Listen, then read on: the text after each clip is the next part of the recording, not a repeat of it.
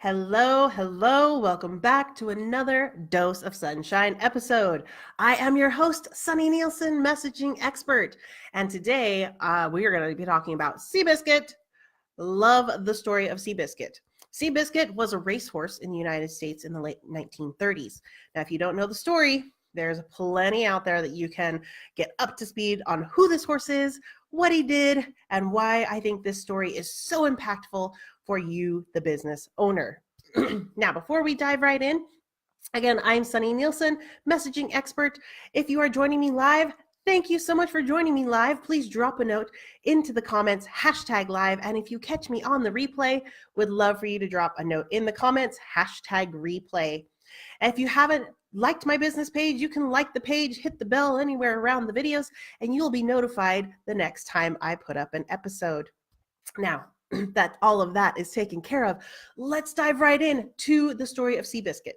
Now, the whole reason why Seabiscuit was on my mind is because it's one of my husband's favorite films. Now, it is a book and there's a movie. So depending upon what you like, pick your poison. I just, the movie's on my mind right now because one, my husband loves it. Two, we just watched it recently, about 2 weeks ago, we watched it. And then three, it's kind of been a recurring theme because, again, we watched it like 2 weeks ago.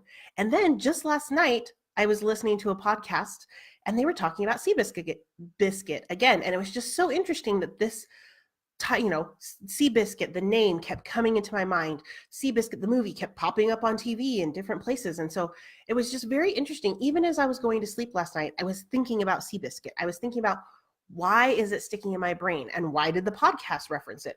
Why do I keep seeing it? Why does it feel so important to me? And I really am trying to be attuned to, hints from the universe, God, universe, whatever it is, that this is a higher power. It's telling me you kind of need to look at this topic. You need to look at Seabiscuit. So this was me really examining Seabiscuit to try and figure out, what does it mean? Why does it seem so relevant and keeps coming into my universe again and again and again?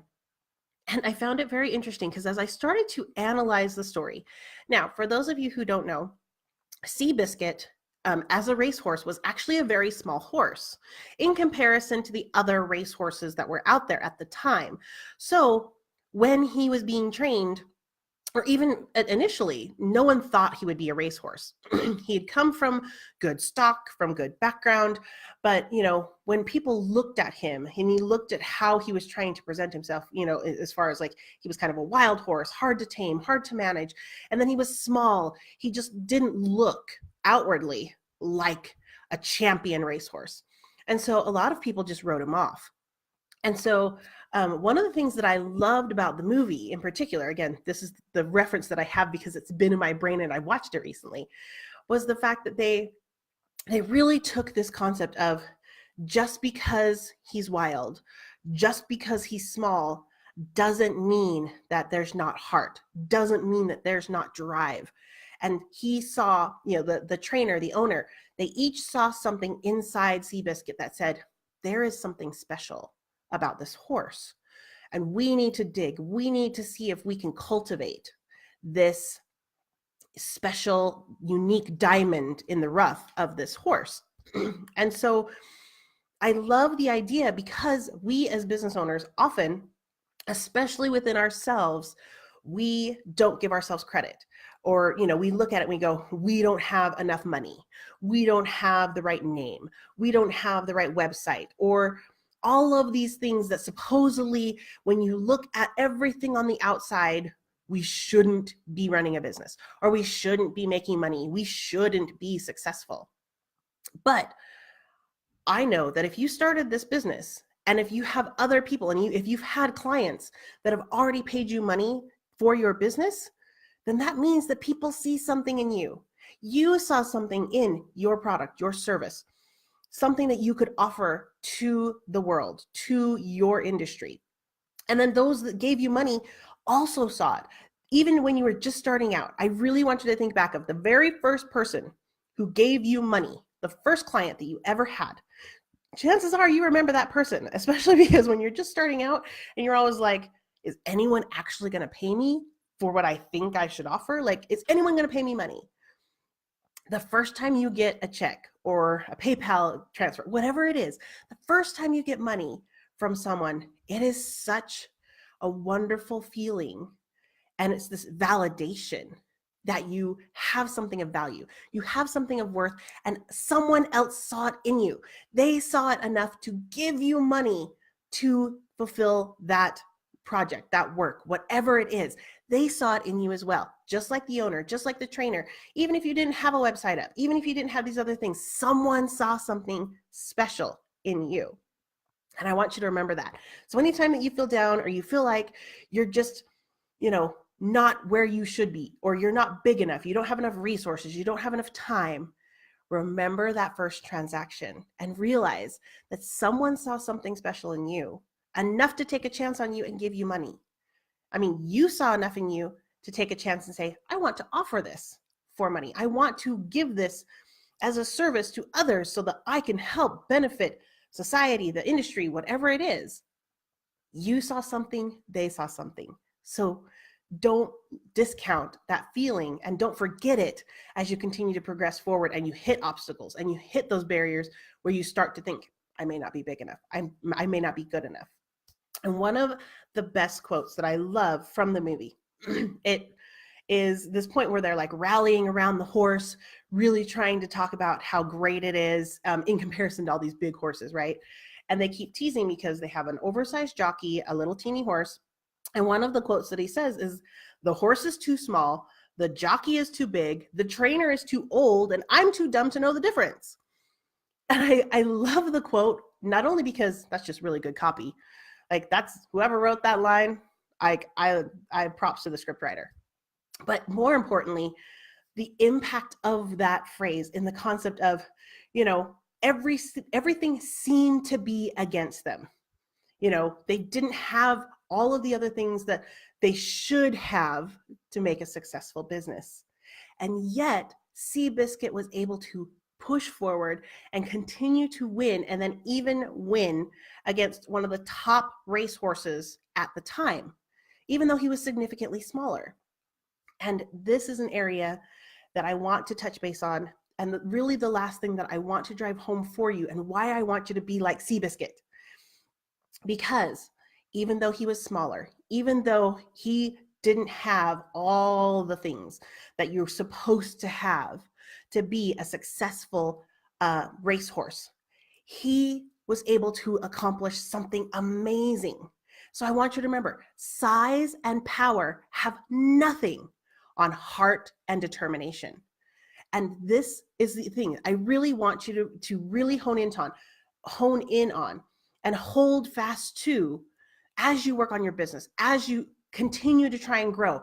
If you ever have those doubts of you're not good enough, you don't have enough resources, time, anything like that, remember, size and power have nothing on heart and determination.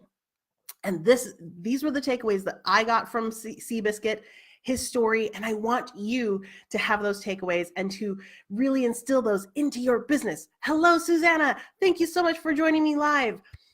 I so appreciate when people join me live on these shows.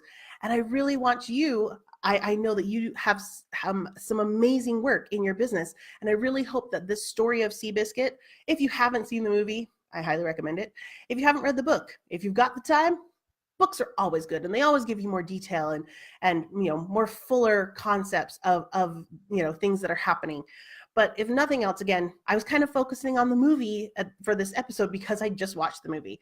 But I realize that Seabiscuit is a great analogy for the small business owner. The other part that I love about the movie that I want you to remember is that at the very end, they're talking about like trying to race this giant racehorse called the Admiral. And he's this huge thing. He's basically the best of the best racehorses of the time. And they put him against Seabiscuit, against the Admiral. And they're racing, but they have to tell the jockey, this new jockey, what to do with him. And at one point in time, they say, okay, he's going to get ahead of him. He's going to get ahead of the Admiral. We want you to pull back. And we want Seabiscuit to get a good look at the Admiral. Get him to look straight in the eye so that he understands who he's fighting against and what he's fighting for. And once he sees that, once he makes that eye contact and understands what's at stake, he'll never lose to the Admiral. You know that he will win. And I want you to kind of have that same perspective in your small business to say, there might be someone bigger or you think is better, or just, a larger cap on the market, something like that. It doesn't matter, because if you can look at them and you can say, this is what I want out of my industry. This is what I want out of my business. And it doesn't matter how big you are. It doesn't matter how much power you have. I will find a way to be successful in what I want to give to the market. So this is my hope for you, that you will understand, go watch the movie, read the book, or just read up on Seabiscuit, because it's such an amazing story. And the fact that it's a true story is just phenomenal. I love it. But I want you to think about, how can you be like Seabiscuit in your small business? How can you take that kind of underdog approach and realize that everyone is working? And really, unless you're like freaking Amazon or Google, there's always going to be someone bigger than you. And even Amazon and Google still have competition. They may not be as big as them, but they still have people trying to, nibble away at their business.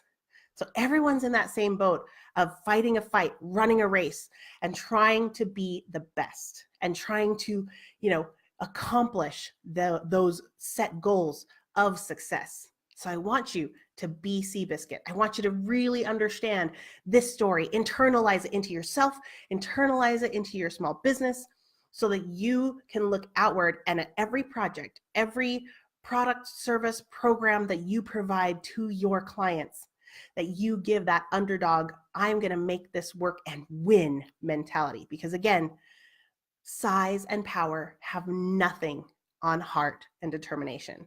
And I know you, as a small business owner, have heart and determination in abundance. So if this resonates with you, if you want to be Seabiscuit, drop a note down in here. Say racehorse. I want to see you be a racehorse. I want to see you take this challenge and really realize that you have the power to overtake and succeed against any foe, no matter how big or small. So thank you so much for joining me again. I am Sunny Nielsen, messaging expert. This is Dose of Sunshine. If you know of anyone who needs some tips, tricks, anything like that about business, marketing, creativity, tag them in the comments or share it out. If you share it out on your page, please use my hashtag DO Sunshine. That is DO Sunshine, standing for Dose of Sunshine. And please just share this message out, because really, I believe that if we could all take a little lesson from Seabiscuit and just realize that fire and drive and heart are really the driving forces of our small businesses. And I want you to use those so that you can be successful in your small business. Now, if you have any comments, questions, anything at all about this topic or any others, please drop a note in the comments or private message me. I respond to every single one of them. Thank you so much for joining me on today's episode, and I will catch you next time. Have a fantastic day.